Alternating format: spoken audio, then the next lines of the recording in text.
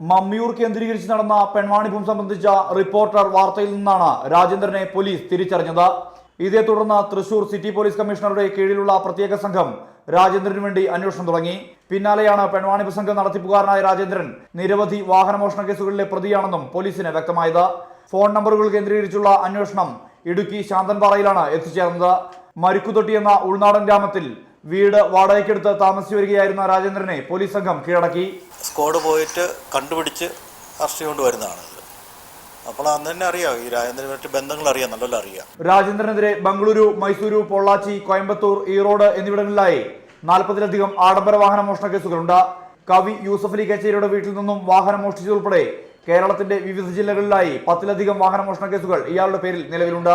ഗുരുവായൂരിൽ ഭാര്യ ആനിയോടൊപ്പം ചേർന്നായിരുന്നു പെൺവാണിഭം നടത്തിയിരുന്നത്. ആനിയെ 2 ആഴ്ച മുമ്പ് പോലീസ് അറസ്റ്റ് ചെയ്തിരുന്നു. അലക്സ്, അണ്ണൻ, രാജൻ, ഗ്യാസ് രാജേന്ദ്രൻ എന്നീ പേരുകളിലാണ് ഇയാൾ അറിയപ്പെട്ടിരുന്നതെന്ന് പോലീസ് പറഞ്ഞു. കേസുകളിൽ ജാമ്യം നേടിയ ശേഷം വിചാരണയ്ക്ക് ഹാജരാകാതെ മുങ്ങുകയായിരുന്നു ഇയാളുടെ പതിവെന്നും പോലീസ് വ്യക്തമാക്കി.